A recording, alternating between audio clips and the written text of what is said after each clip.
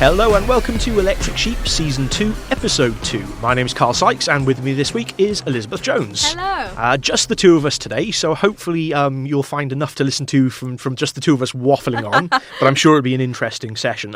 Today we're going to be talking about your online presence and what you can do to kind of control and manage your online presence and the ways that you can put yourself out there in a way that kind of sells yourself in a positive light to those who might be viewing you online. I guess the best way to start this session might be to say why we chose this as a way of running this podcast without a guest. It's just the two of us, but it's something I think that people need to know about. And I wonder if you could kind of go into why we decided that.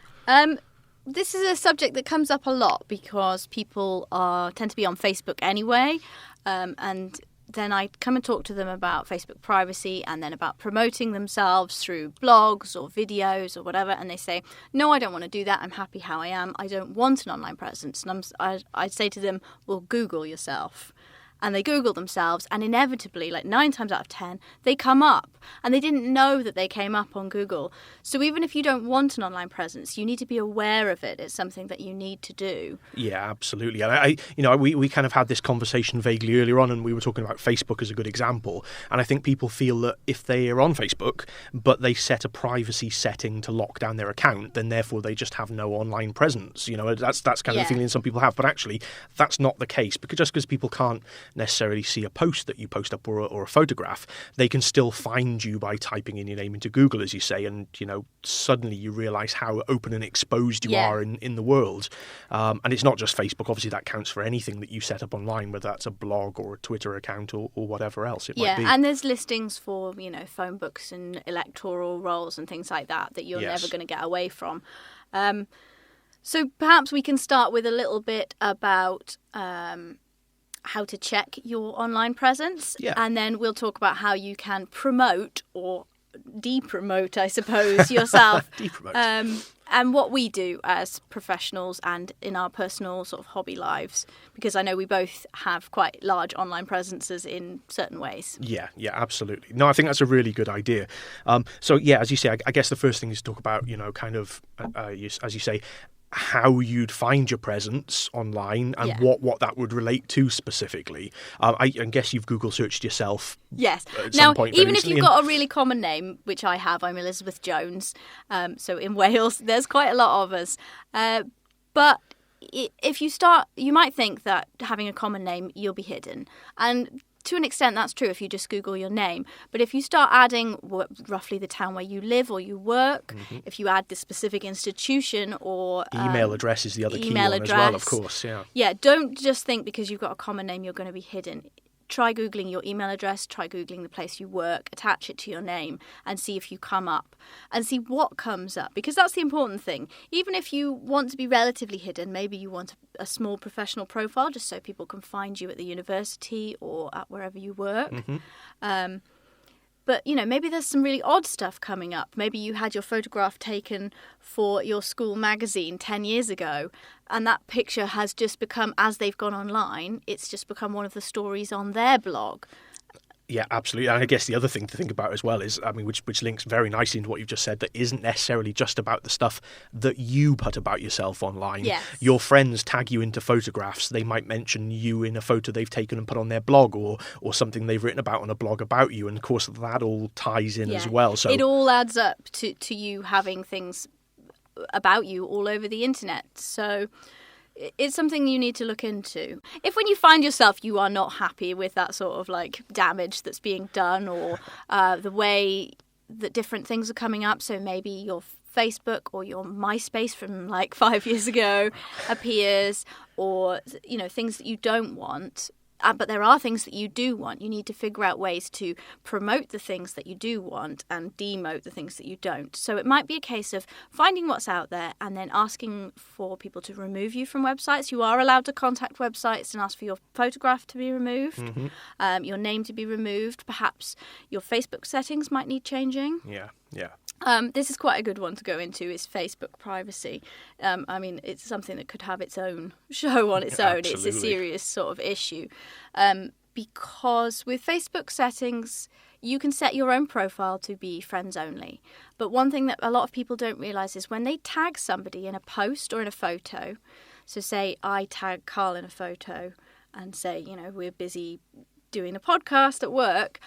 Not only do all my friends see the photograph, all his friends see it. Right. So it becomes, it depends on your privacy settings then. So maybe you've got a completely public Facebook profile and suddenly everyone can see my photograph and all the comments underneath it. Yeah, and I think that's something we've come across quite regularly, is that people assume because they've ticked a couple of boxes, they're locked down and safe and secure. But actually, as you say, it goes much deeper than that. And it is about who you're friends with, what their settings are like, who their friends are, and so on and so forth. So you do need to be very, very wary about, I know lots of people who will kind of befriend pubs and clubs and things on Facebook, and that's fine. But then if those people or those companies or whatever they are don't lock down their profile settings, very quickly you'll find stuff that you're tagged into that relates to them in particular go out into the big wide world. So I mean, and Facebook is a great place to start, because you see it on the news and kind of on sites all the time, people who are getting caught out for one reason or another for putting something on their Facebook profile that perhaps they shouldn't do. Jobs, America seems to be the key one at the moment, because in America it's, there's this kind of thing, and actually I don't know how much of it, I know in some cases it is very much true, but I don't know how much is a bit kind of urban legendy. But I know that lots of companies in America are asking to have access to your Facebook profile login details, to be able to go in, check your back history, and make sure they're not employing somebody with a bit of a dark past that they don't want associated with their company. But that's very scary and real, and it is something that's happening out there. I mean, even if they're not asking for it, they'll be Googling you. Of course. So you might as well Google yourself. Yeah, and this kind of takes us right back to the start of the show, essentially, about making sure you lock yourself down and you know what your presence is. Because if you can Google search yourself and find this stuff, anybody can search. I should say, actually, Google's not the only search engine out there. There are lots of other search engines. We're using Google as an example here, but absolutely. Yeah. Also, with something like Facebook, it is worth remembering it is not private. No matter how many privacy settings you set up on Facebook, it's not private. So you shouldn't be saying mean things anyway, because if you don't have anything nice to say, you shouldn't say anything at all. But don't use it as a platform to complain about your employer. To complain about other people you work with or who you go to school with or anything like that. Do that with your friends over a cup of tea or a pint. Keep it off the internet. Yeah, I mean, I do have an example of this, actually. It's not at this institution that we currently work at, and it's not at kind of any affiliation to any Welsh universities at all. It's actually another university I used to work at previously. But some students did set up a Facebook page in which they kind of had a bit of a slagging session about their lecturer, and they thought they'd set down the privacy settings and whatever else. But of course, they were just letting friends and whatever join this group, and of course it leaked out. It got to the tutor, it got to the head of school, it got to the dean of the school, and so on and so forth. And all the students were kind of hauled in front of a panel, essentially, and told that on no accounts at all should they do this, and should they believe that what they're saying is kind of hidden from the general public, because it wasn't. It was very open and very viewable. And there were some fairly serious repercussions coming from this. So, and I know a lot of students do listen to the podcast, which is why I'm focusing it more to the student side of things, because I think it definitely applies to staff as well. It applies to anybody, absolutely. Absolutely. I mean, I come from a medical family, and there were numerous occasions as Facebook grew of people coming into disciplinary actions because of saying things about patients and stuff. And it's something to take into your professional life if you are a student now. Be very aware that you must not say negative things about your employer on Facebook, because it's public and it's libel. Absolutely. If it's not true, it's libel. Yeah, and I think the thing is, if it's not something you wouldn't be happy to say in an open public forum in front of a large group of people. Yes, if you wouldn't say it in front of your boss, don't say it on Facebook. Absolutely, because there are ways and means around everything to find the information. But I mean, again, we don't want to scare people off using Facebook, because that's not the purpose of this podcast. And Facebook is a really useful social networking tool, and it has huge advantages and positive elements. But generally speaking, on the internet, you shouldn't say something that you wouldn't say in person to other people. No. Like, if you wouldn't stand up and say it to people, don't say it at all. Let's move away from Facebook, I think, because we're focusing on it a lot. Yeah. It is a key thing, because most people do have a Facebook profile. Applies to other social networking sites just as equally. Yeah. if you have a Twitter account, even more so, triply, doubly, quadruply so, because Twitter actually is completely public. Absolutely. And of course, there's that little thing of retweeting, which people seem to forget about on occasions. So yes, no, I agree very much so with Twitter again. And I think the thing is that, we've said Facebook, but actually it does apply to anything. People assume that social networking in some way, they're just talking to a small network of people, and a lot of times people do forget how public all of this stuff is. And even if it doesn't apply and you're 14 years old, it might still exist in 10 years. Absolutely. Like, we don't know. Facebook might disappear off the face of the earth. Could be the new MySpace, who knows? Hey, MySpace is still there with all its incriminating evidence. It is indeed.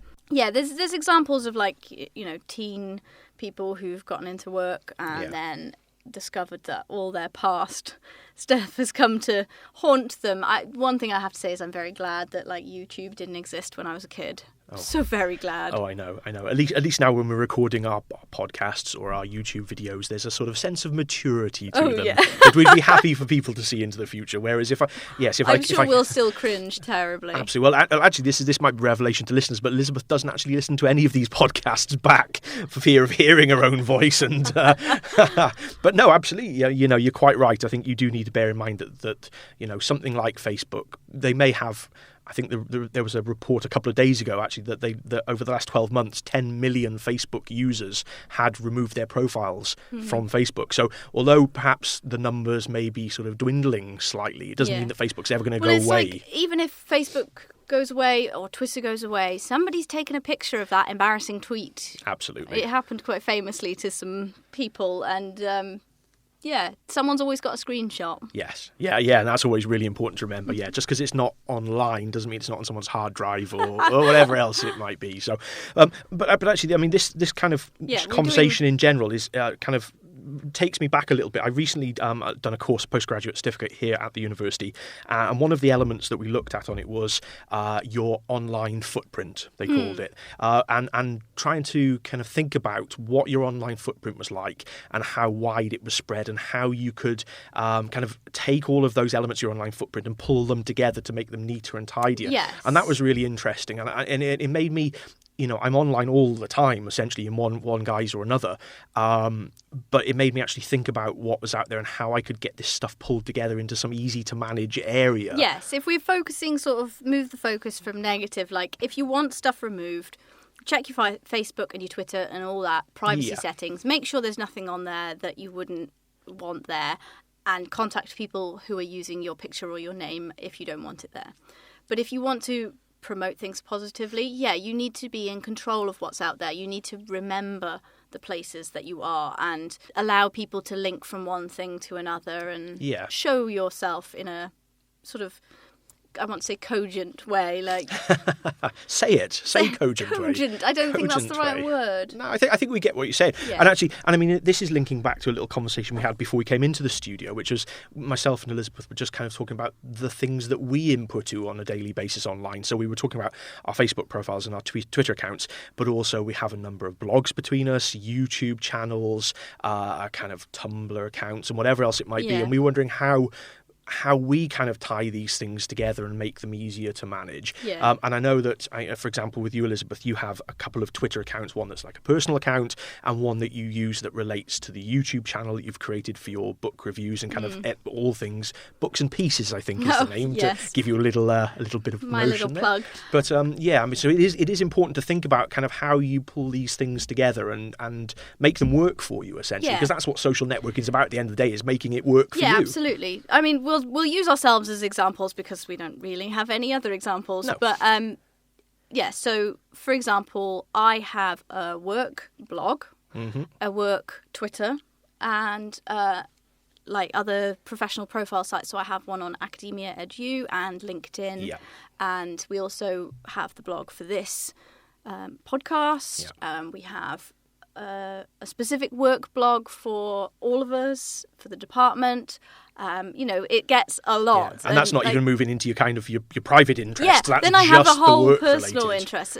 So it's like, do I want to link everything in one central site, or do I keep a sort of divide between professional and personal? Because that's another thing to think about, is how much do your interests overlap? How much do you want to promote from one to the other? Because as a learning technologist, the things I do as a YouTuber do give me a good sort of boost in the professional world, but I don't necessarily want to promote what I do on YouTube on, say, my LinkedIn profile. No, and I mean, a good example of that would be that, you have lots of followers on your work Twitter account, for example, Yes. but you can just as easily lose followers if you start plugging and promoting constantly something which a lot of people are on there that, which isn't their main interest. Yeah. So a lot of people who follow you are perhaps learning technologists and people who work in the IT industry. Absolutely. But if you start plugging stuff about good old paper books, Yes. you might lose a lot of followers. So it is working out who your Yeah. target audience is and how best to promote to a specific target audience. Yeah. Yes, if you're going to be trying to create a good online persona, it's good to do a fair amount of planning ahead of time. So if you're going to have a blog, like Carl has a blog about film. Indeed, yes. Oh yes, we're going to promote each other all the way through this. Absolutely. It's only the two of us in here, so Yeah. we're gonna plug everything we possibly can. You want to decide ahead of time how frequently are you going to be able to post, how frequently do you want to post, how professional do you want this to be? Do you need yourself your own website? Do you need a professionally made Logo logo yeah. and blog template and Yeah. things like that? Because frequency is key. Content is key on online things. It's if you've got a YouTube channel, a Twitter account, you've got a professional Facebook account, a website, content.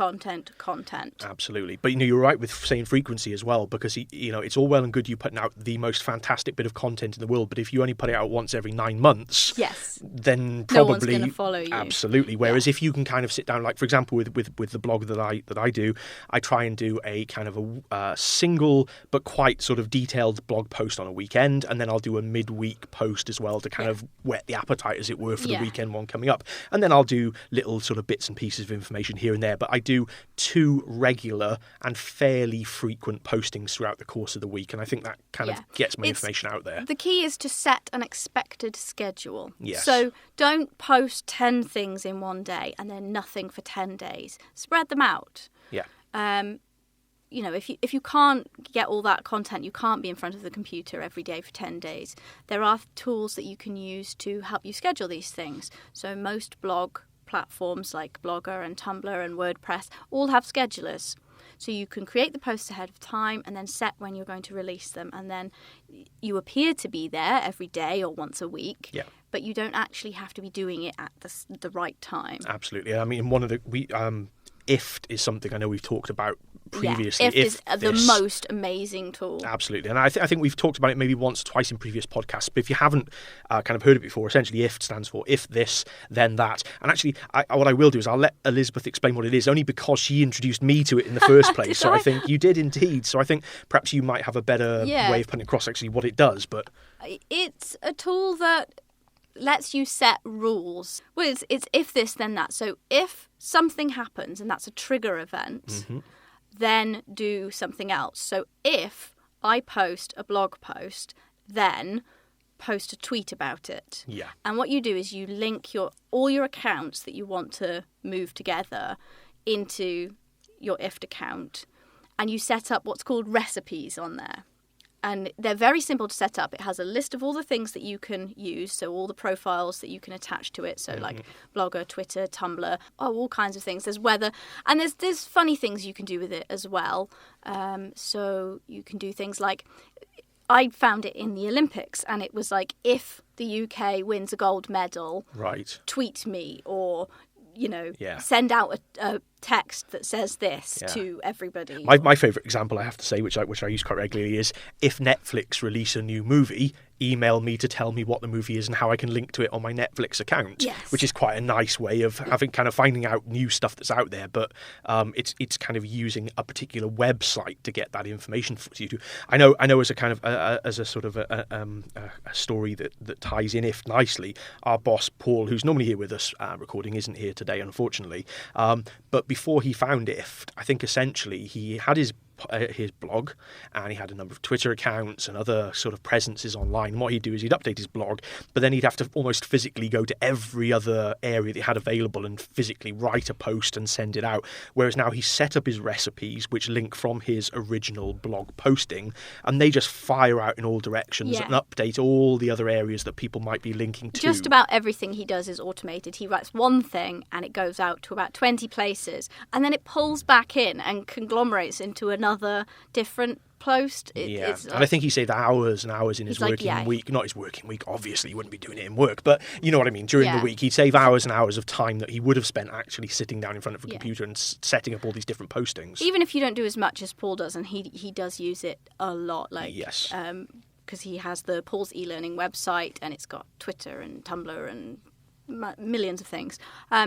Even if you've just got something modest like Carl and I with a blog and a vlog and stuff, whenever I post a video, it automatically gets posted to my Tumblr, and then a tweet goes out saying that the video is up. Absolutely. And something simple like that. And it just saves you having to remember every time, because you might forget. Yeah, absolutely. I guess the thing is, you might be like me, Elizabeth, but I kind of, for my film reviews that I do on my site, I tend to kind of write quite a few in bulk because I write them as I'm watching the films, but I don't necessarily want to release them all in one go. So I'll write the posts, but I'll store them up as a bank and kind of release them in a drip feed way.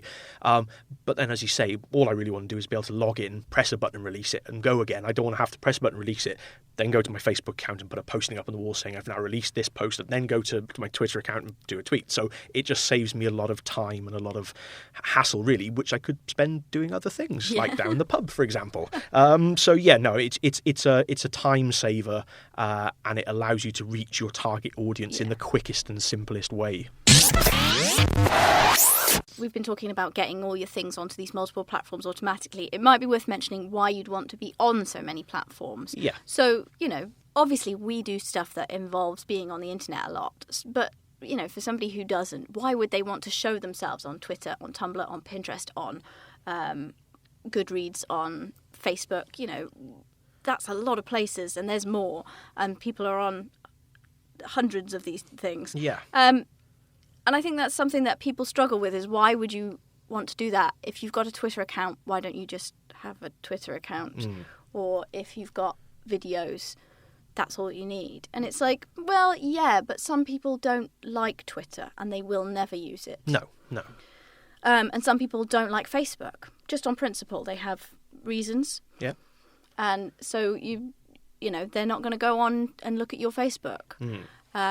And a message that might be inappropriate on one medium might be more appropriate on another. Yeah. So it's something like that. It's all about reaching the widest audience possible, and also about increasing and improving that persona that we were talking about, your online presence, your footprint. Absolutely. You are broadening the impact of the positives that you want to be seen as. So I want my profile to be out there as a professional, as a learning technologist, but also as somebody who talks about books and makes videos and stuff like that.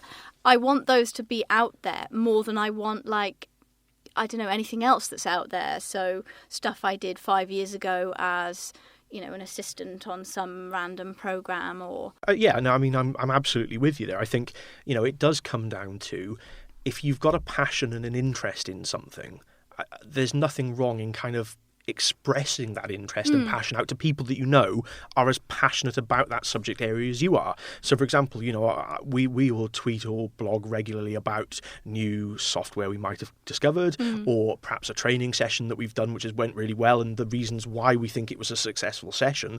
And actually, there are lots of people out there who might gain some information from that and actually think, well, I can implement that into my day-to-day working life. And I think that's kind of what it boils down to, is that you need to be thinking about something that interests you, something that you are passionate about, not something that you think, it's going to be a 5-minute wonder. You might start a blog about something and get bored very quickly and soon disappear off. Don't do a blog if you just think you should do a blog. No, absolutely not. And like you said 5 minutes ago, sometimes things just don't work for people. As you say, don't feel you have to do a blog because that's where things are going at the moment. Don't think you have to be tweeting because tweeting is the buzzword at the moment. That's not how it works. It's what's suitable for you and the best way for you to express the information that you want to get out there to kind of a wider audience. And there's a community for everything out there, and you can learn a lot from them. And maybe you'll discover the community through Twitter or through a blog, and then find that there's more on another social medium like YouTube. But actually, I guess one of the questions perhaps to go on to then is kind of, why would I want to set up a blog? What else can come from it? What's the advantages of creating these things for me as the person setting it up? And I don't want to keep harping on to my own particular blog because it does sound like sort of very much self-promotion here, but I do an alternative film blog, and through that, just to a fairly small select audience of people through Twitter and whatever else, I've been approached by a couple of directors who've directed sort of short independent films. They've got in touch with me and said, I see you're doing reviews.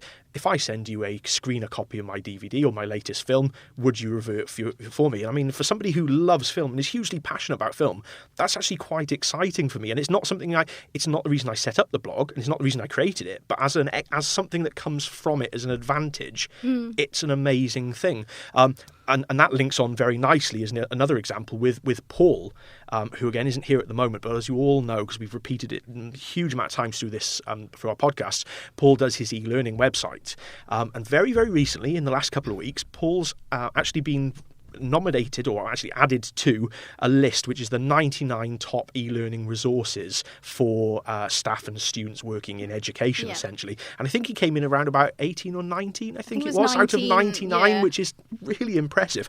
He even gets like a little logo with a little star on his site. But again, we'll kind of link to the kind of article, because it's really interesting to see that Paul, yes, he likes to get out to a wider audience and kind of share the information, but actually he just loves e-learning. Yeah, and he just loves telling people this stuff is out there.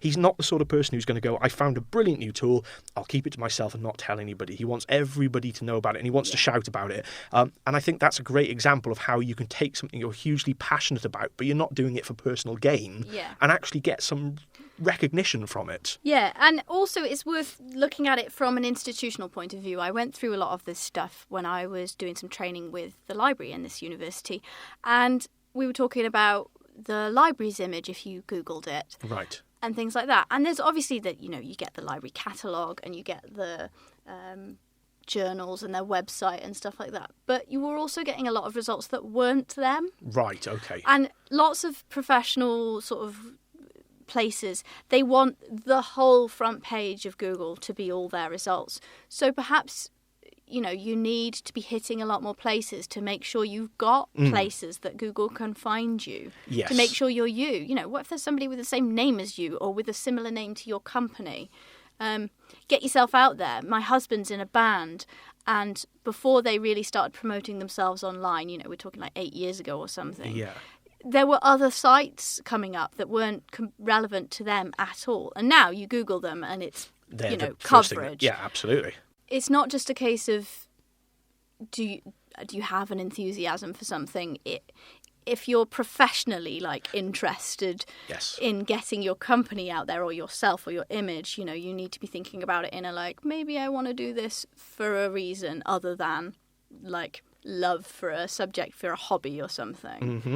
It's maybe a little bit cynical, but maybe you want to get out there on these places to stop other results getting out there. Yeah, absolutely. Well, I mean, as you say, if you're putting that time and effort into creating this thing, you don't want it buried in amongst a load of kind of irrelevant links and search results and whatever else. So, yes, it is about putting the time and effort in. Well, I know there used to be a Facebook group for the Newport University bus service. Right. Because it was a joke. It was a running joke for years about how bad it was and how silly it was. But it came up first. If you search for Newport University, that was one of your results. Right, okay, which is not obviously the first thing the university wants the students to be coming across. Yeah. And then they changed the bus service, and now there's loads of official websites about the new bus service and how it works because it's with a big bus company and blah blah, very boring, but like that's what comes up, and the Facebook group's nowhere to be seen. It's like 6 pages down on the Google results, and who cares? Yeah. And it's not active anymore. So for the bus company, for the university, like, great the stuff, like, because there's more out there that is more relevant that Google can find. Mm-hmm. So yeah, going right back to the beginning, talking about online presence, do you want one or not? Think carefully about whether you don't want one, because what else is going to come up when you do Google yourself or your company?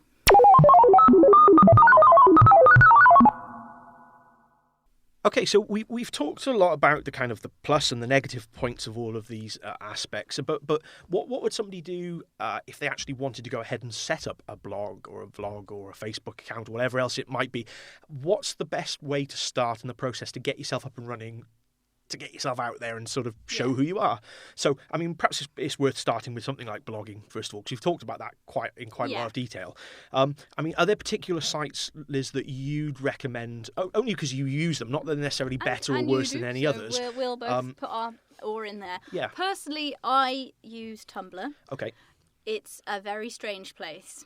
I know you use Blogger. I do, yes. That's like the most standard platform, I'd say. That and WordPress are the most normal sort. And actually, I think anybody who's kind of has some sort of online presence in education almost certainly will have heard of WordPress, if nothing else, because it seems to be the one that's trotted out fairly regularly. Yeah. And I must admit, actually, to my shame, I very rarely touch WordPress. I haven't made much use of it at all. I do use Blogger and I do use Tumblr to a kind of a lesser extent, but Blogger is my kind of blog of choice. And both of these are free. You can just go to WordPress or you go to Blogger, you sign up and you have a free blog. On Blogger you can have as many as you like. I believe on WordPress you can have multiple as well. Yeah.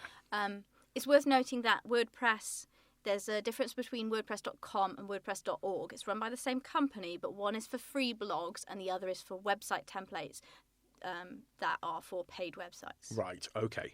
And do you use WordPress? Just out of interest, I do not. You don't at the moment. Okay. So I have used it. Right. So perhaps our input on WordPress might not be quite as much as the others here, but it's pretty much like Blogger.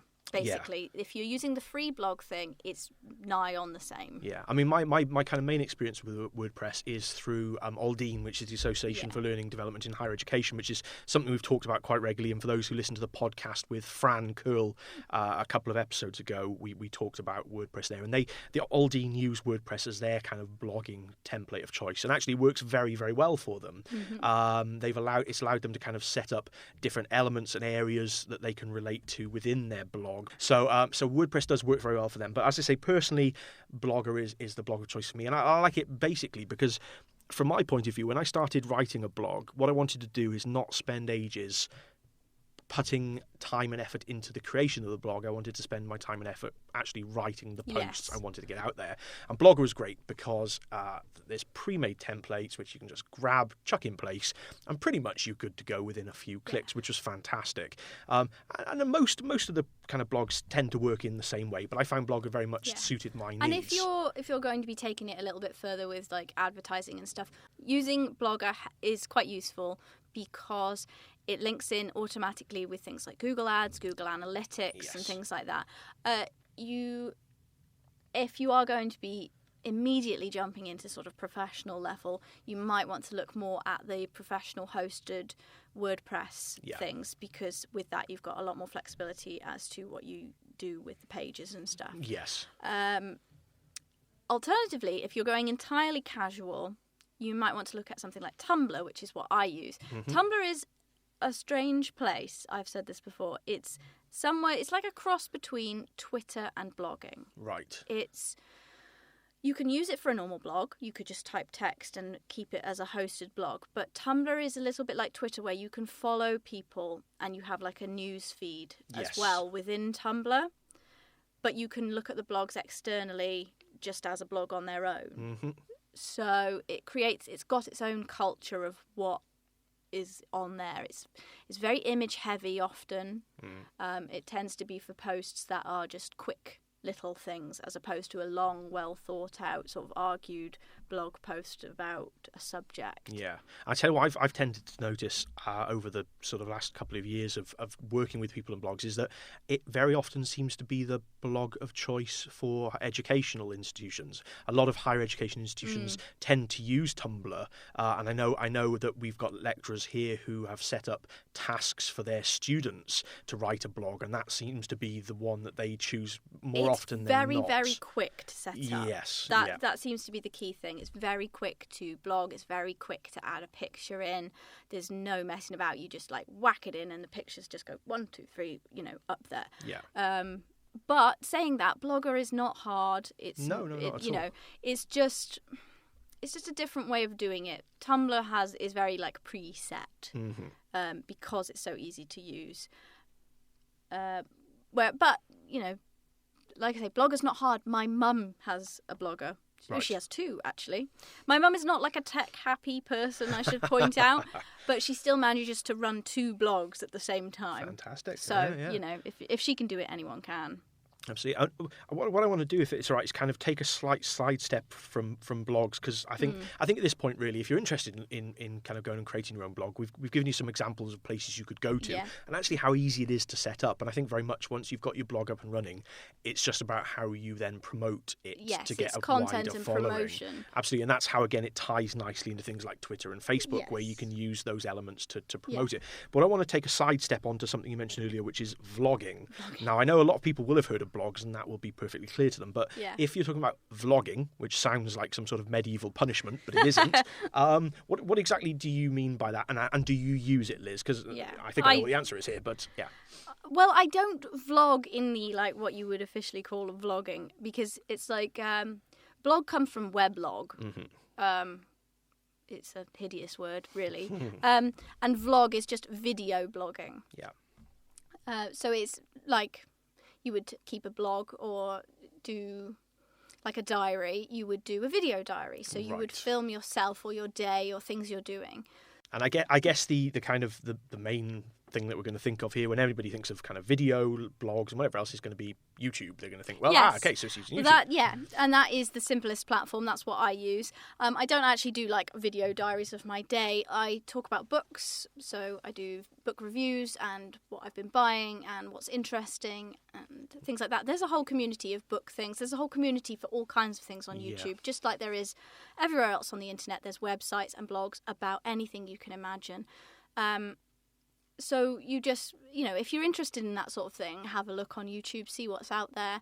If you think you might want to make videos, it's a really interesting place to start because it's not quite so enormous as something like blogging is. Yes. If you start a blog, you're a blip in oblivion. But on YouTube, there is still a sort of small sense of community around certain topics. I suppose the difference is, though, it's that daunting thing of not having the anonymity to hide behind in a blog, whereas with a vlog, you're kind of... you don't necessarily have to be on camera, but in some way, shape or form, you will have to get the information across, and it does take away that kind of element of anonymity. It's something that you're going to have to take to a new level of confidence, but it's a really great way of getting yourself or your business out there. All you need is... a camera. You can use a webcam. People are out there on webcams. And if you're just using it as a hobby, that's fine. But if you're going to do it relatively professionally, you just need a camera, maybe a tripod. And then you just, edit it quickly and get it up on YouTube, upload it to YouTube, and then start promoting it with your other things. And you'll be found on YouTube by people sort of doing searches for certain subjects and stuff like that. But it becomes like a blog. You just do it regularly. You set up when you're going to do it, what you're going to talk about.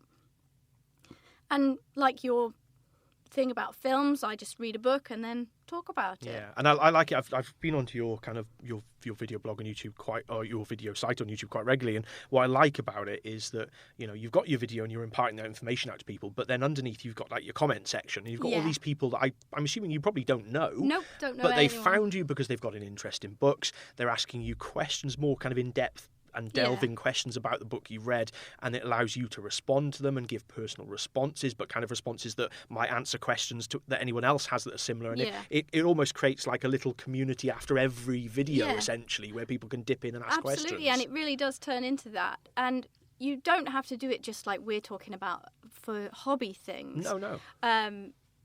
You could do this sort of professionally. I know our colleague Richard, he is very active on Moodle forums and things like that. He's in the Moodle community.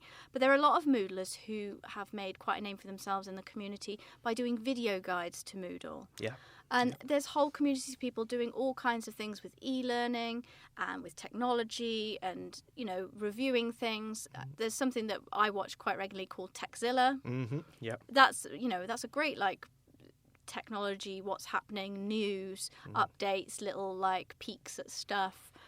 And we've actually branched out into the video creation element ourselves. We're in the process of kind of filming and editing at the moment, some kind of how-to guides or how to get yourself onto YouTube or Join Me or Twitter or Facebook or whatever it might be that we've kind of got under our umbrella at the moment. Yeah. And perhaps, when we get the first couple created, we'll link to a few on this podcast blog as well. So you can have a little dip in and see who we are and what we look like and how we come across. Yeah, you do have to be brave and get in front of a camera, which is the difference. But I think it's a great thing for people to do because it's remarkable. Much as there's a lot of news about how judgmental and scary it can be on the internet with people because people can sort of anonymously bully. It's amazing how much positivity there is about out there. If you just put yourself out there and your enthusiasm for something, there's always going to be somebody else who's just as enthusiastic and it's like, me too. Absolutely. I was thinking about this the other day and I don't know why the thought popped into my head, but I was thinking, how often do you use the word community on a day-to-day basis other than relating to something online like an online community? Actually, I don't tend to think about communities very often elsewhere in day-to-day life, but whenever I think about being online, I have my kind of film community, or you have your book community, or our kind of e-learning and IT community, and it is very, very much a community feeling that people are generally very positive, very interested, and there's active discussions, and you all promote each other, and it's very interesting. And, even if we try and look professionally at it, there's stuff like we have the work blogs where we put interesting articles or we talk about what we're doing. Yeah.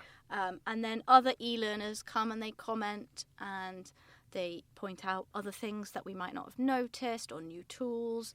And then we can follow them. And with both of these things, though, blogging and vlogging, it's something that you don't really ever do on its own. As far as I know, I don't think that there are many bloggers or vloggers out there who don't have at least a Twitter to promote themselves. Yes. Because something like YouTube or Blogger tends to be a bit of a closed area. Yeah. Unless someone's going on to YouTube. Yeah. But of course, I guess, if it's, let's say, for example, with your example, you're talking about books, but I'm guessing there are hundreds of thousands of sites about books in one shape or form. Now, it's very easy as a newcomer to it to kind of your stuff to get lost and a little bit buried because there are bigger companies out there and videos that have millions and millions of hits. So it is very much about how you promote yourself, and we're back again to that thing of promotion. Yes. And you would then take that step of using whatever it is, whether it's just your blog or whether it's kind of Twitter or whether it's Facebook or MySpace or Bebo, for those who are still using them out there. Those who are stuck in 2004. Absolutely. But you kind of use those elements to promote yourself, to get yourself out to a wider audience, but to specifically target an audience that will share an interest in something you're interested in. And like you said, people might find you one way and then wander from one to the other. Yeah.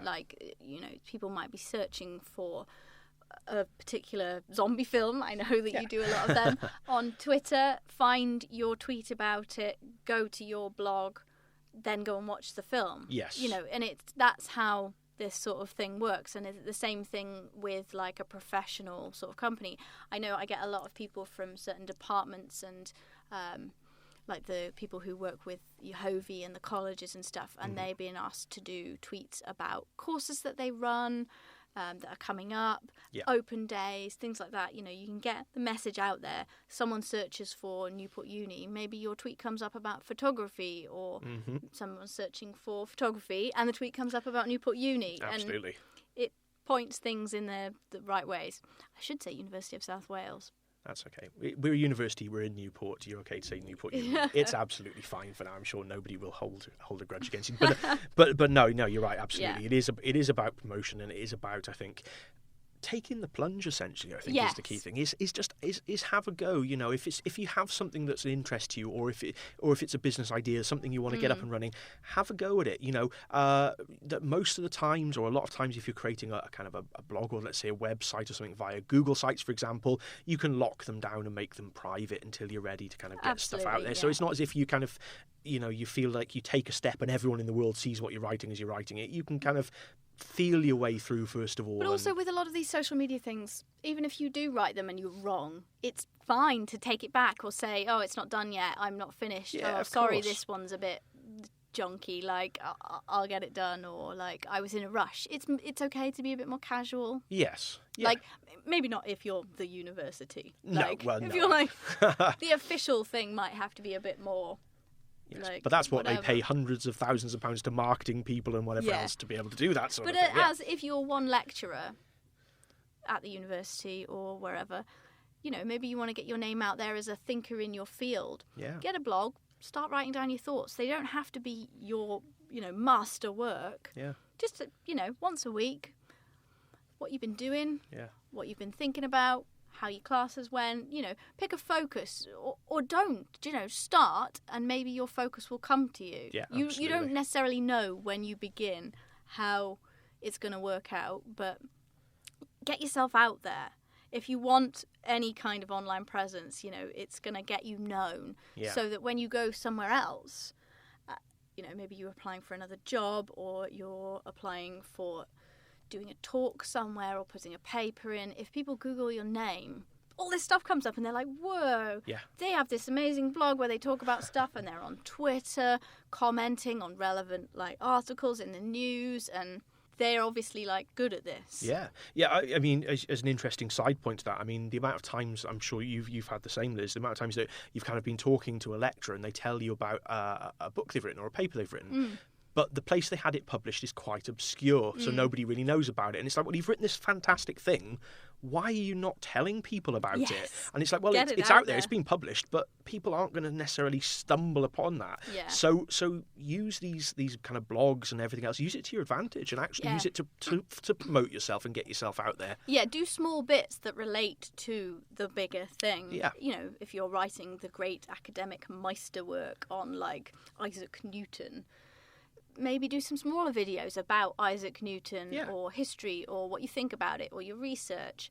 And then those will work to promote you and your publication as they go along. So that's like what your online presence is for.